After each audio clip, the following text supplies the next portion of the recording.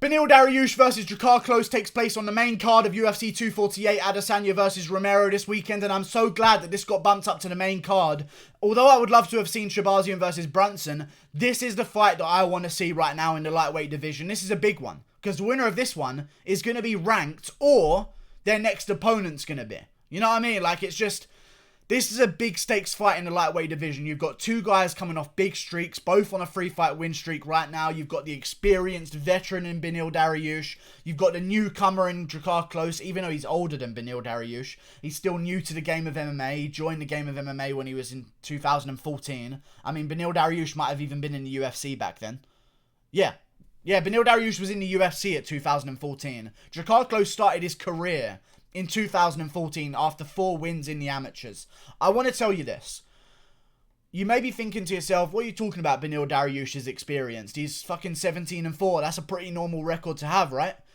He joined when he was 6-0. Every other win and loss on his record has come in the UFC. Okay, he has one of the best resumes I've ever seen in a lightweight division. I don't know how Beneil Dariush is not in the rankings. That's something that has never made any sense to me whatsoever. I know he lost to Alexander Hernandez, and Hernandez was making his UFC debut, and that looks really fucking bad. But cut the guy some slack, man. His resume is fucking saucy, and I'm going to read through some names for you. Comes into the UFC, beats Charlie Brennan, then loses to Ramsey Najim. Okay, no problem. Then goes on a 5-fight win streak, beating Anthony Rocco Martin and submitting him in the second round, which is something that Damian Maia couldn't do. Just for a little bit of relevance there. That's something Damian Maia couldn't do, and Damian Maia's a fucking damn near middleweight compared to Anthony Rocco Martin. Then he beat Diego Ferreira after that, who's now ranked, but that doesn't mean anything for Beneil Dariush apparently, because he's still not ranked. I don't understand. Then he beat Darren Cruikshank. Then he beat Jim Miller. Then he beat Michael Johnson. Lost to Michael Chiesa. You can't beat every Michael in the world. I completely understand. Things happen. Then he beat James Vick. He was the first guy to crack James Vick's jaw. Other than Michael Chiesa, who was on The Ultimate Fighter, beat James Vick by ground and pound. The first guy to knock out James Vick in hilarious fashion was Beneil Dariush. Okay? He's the fucking chin taker. I love it. Then he beat Rashid Magomedov. Sounds Dagestani to me. Very good win. Loses to Edson Barboza after beating him the entire round, in my opinion. He did very well against Edson in that fight, if you remember. Lost by flying knee. Shit happens. You know, you get caught with a flying knee by Edson Barboza. Welcome to the fucking crew. Welcome to the crew of Edson Barboza's crazy highlight reel KOs. Oh well. Then he draws with Evan Dunham. Loses to Alexander Hernandez by KO in the first round, which was a tough one to watch. But since then, he's been back on form. He beat Thiago Moises. He beat Drew Dober. He beat Frank Camacho. I'm looking forward to him coming out here against Drakkar Klose. The only way I would pick Drakkar Klose as an underdog would be if he had some kind of KO power. And according to his record, he doesn't. And I know he has power, because I've seen him rock guys before in his fights and come back and crack guys on the chin. I've seen it all. He has 4 wins by TKO in his first 5 fights. Those are his only 4 wins by TKO in his entire career, and his only finishes in his entire career. You know what that tells me? You can beat Cans with your power, but it's not power, it's TKO. So Cans quit. That's what that tells me. The Cans you are facing quit on you. Comes into the UFC, and since his 5th ever fight against Alejandro Garcia, which I will look up the record of right now, who is 14-10. Since then, he has done nothing and hasn't finished a single opponent. That's not enough for me to say that you're going to beat Beneil Dariush. I need to see some kind of explosiveness to pick you as an underdog against Beneil Dariush. I need someone who's going to reach Dariush's chin with a bunch of youth and a bunch of speed that Dariush is not used to now in his older age. I need someone to crack Beneil Dariush on the chin and put him out cold. That's the only way I'm seeing Beneil Dariush lose a fight.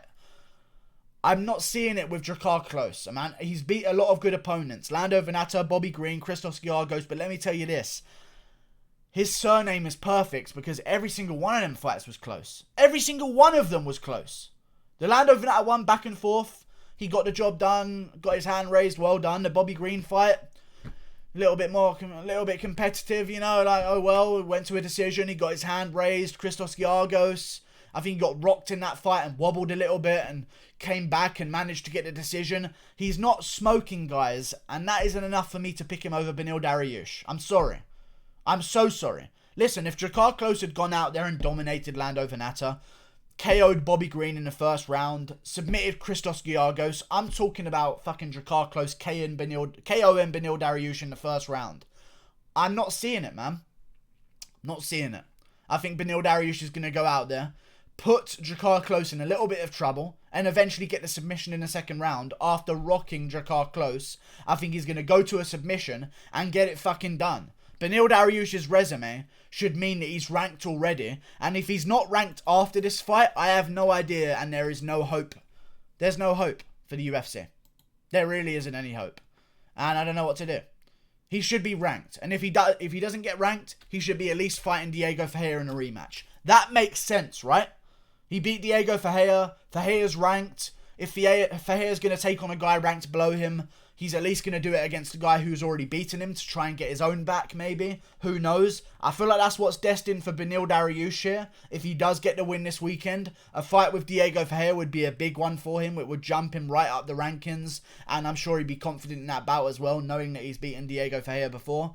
I just feel as though Dariush has got this one in the bag, and I'm looking at the lightweight division right now, and I get why he's not ranked. Alexander Hernandez is ranked, and Hernandez beat him. Is it bad that I think that Dariush should be ranked above Hernandez, even though Hernandez beat him? I don't understand how Gillespie makes it to number 12. Who the fuck did Gillespie beat other than... I almost said other than Yancy Medeiros. Like Yancy Medeiros stuck out from the rest of the crowd.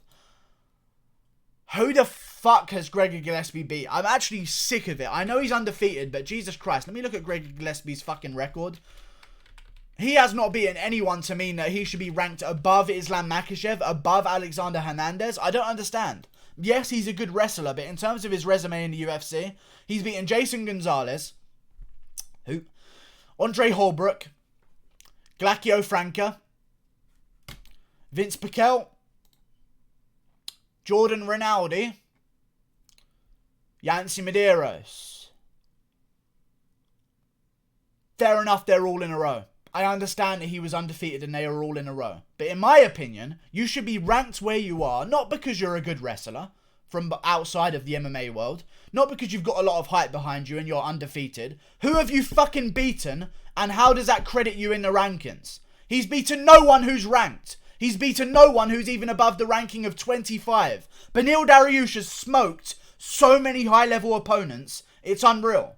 Why is he not ranked? I don't get it. He's on a 3-fight win streak. If he wins this one, drop Gillespie out the fucking rankings. I don't give a fuck. And shift up Beneil Dariush because he's fucking earned it. Training at King's MMA. Training with a good gym. King's MMA, if you don't know, is where Kelvin Gastelum trains. Someone else trains there as well. Marvin Vettori trains there. When he's in America, he trains there. I'm looking forward to this fight, man. I really am. I just don't think that Drakkar Klose is the guy to get the job done. I need explosiveness. I need KO power in the first round. You know? I need a Drew Dober, really. But he beat Drew Dober, Beneil Dariush. So I can't even say I need a Drew Dober. And that's the style I would pick to beat Beneil Dariush. I even picked Drew Dober to defeat Beneil Dariush for that reason. That's the style I can see beating him. A big power puncher, a big strong guy in the first round, getting there first, getting to the punch first, and cracking Beneil Dariush in the first round. I don't see Drakkar Klose being able to do that. I feel like he's going to lose. I think he's going to lose in the second round. Drakkar Klose, he gets rocked in fights, but the opponents that he is facing do not have the experience to then put him away. He has been rocked in a couple of fights in the UFC now, really badly, ready to go, but he manages to hold on and secure a little bit more time to get his wits together, and then he gets back into the fight and starts to take over with that pace. You get rocked against a guy like Beneil Dariush, you're not going to survive. He's a veteran. You know, like Drakkar Klose started his MMA career in 2014. Beneil Dariush was in the UFC in 2014.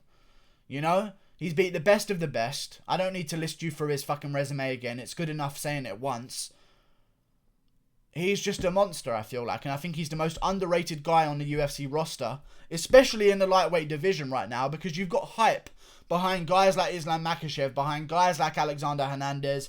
Gregor Gillespie. Who get all these hype funneled into them. And then Beneil Dariush, just because he's been KO'd a couple times, does not change his wins. I know it makes him look a little bit worse, but it's not a competition on popularity. Who have you beaten? How good are the people that you've beaten? Are they better than this other guys? Yes, they are. Beneil Dariush has beaten 10 times better competition than Gregor Gillespie. Gregor Gillespie's number 12. Beneil Dariush isn't even in the fucking rankings. I don't understand. Doesn't make any sense. Whoever wins this one is 100% going to be ranked, I'm sure. And if they do happen to win this one, if Drakkar Klose wins, we could be looking at some fun fights. I feel like the winner of this fight should really be looking at a fight with Diego Ferreira. Because if Beneil Dariush gets it, that's a rematch that can happen. If Drakkar Klose gets it, I'm sure he'd be willing to turn around and fight Diego Ferreira at UFC 250.